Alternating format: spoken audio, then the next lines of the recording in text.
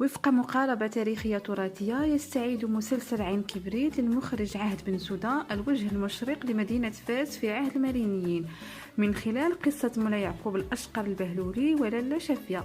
وتتمحور السلسلة التاريخية حول رجل العلم والكرم مولاي يعقوب وعلاقة الحب الشاعرية التي جمعته بابنة التاجر حماد غيتا التي تم دفنها بحامة مولاي يعقوب وأطلق على ضريحها اسم لاله شافية.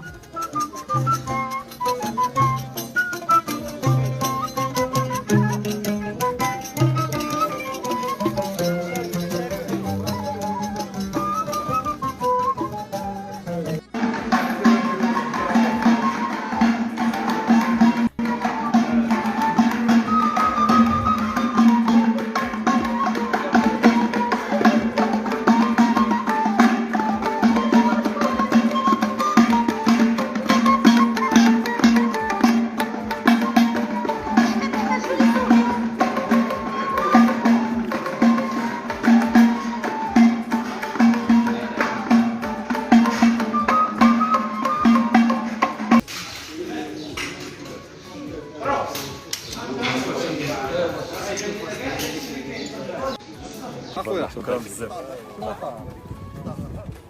لا هو غادي مساكين والطاهر تا وخصي.